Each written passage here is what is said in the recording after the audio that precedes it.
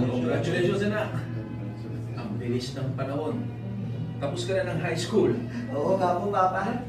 Magka-college ka na. Ano ba ang nagugustuhan mong course? BS Pharmacy po sana, Papa. Ha?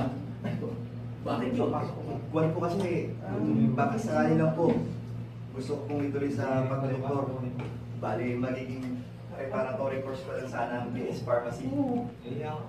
Natutuwa ako sa pangarap mo yan. Pero sa kataliwan natin, anak, parang imposible yung iniisip mo. Hindi tayo mayaman. Kung hindi ko may tutuloy sa medicine, okay lang po. Pero bahala na. Ano mali natin? Baka biglang may mangyaring himala. Ayan.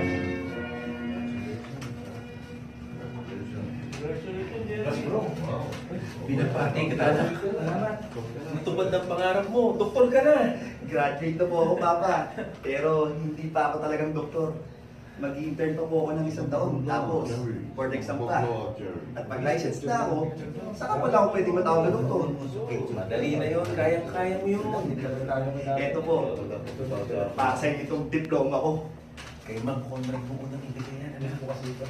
Malaking utang na lisod natin sa kanya, kaya bigyan kasiyahan mo siya. Pag uwi natin, puntahan mo agad siya sa bahay niya at magpasalamat ka sa kanya.